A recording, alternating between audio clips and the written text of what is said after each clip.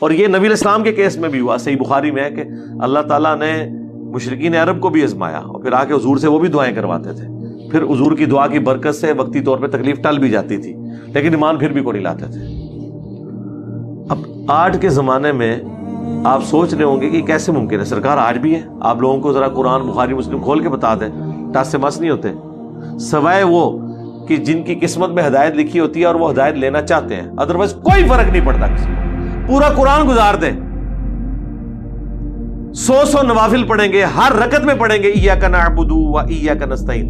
لیکن صبح فجر کے بعد دربار پہ حاضری دے کے بابے سے بھی مانگیں گے، وہ پڑھ رہے ہیں، کوئی فرق نہیں پڑا، کیونکہ جب وہ اپنے آپ کو چینج ہی نہیں کرنا چاہ رہے۔ جیسے وہ یہودی کہتے تھے کہ ہمارے دلوں پر غلاف چڑھے ہوئے، ہم پہ کوئی بات اثر نہیں کرتی، تو اللہ تعالیٰ ماتا ہے غلاف نہیں، لعنت پئی ہے تواڈے تے۔ یہی جواب دینا چاہیے کہ لعنتیو، اس بات کے اوپر خوش ہو رہے ہو کہ ہم پہ پیغمبر کی بات اثر نہیں کر رہی ہے اور ہم بڑے مضبوط عقیدے والے ہیں اپنے فاسد عقائد کے اوپر، یہ تو لعنت پڑی ہوئی ہے۔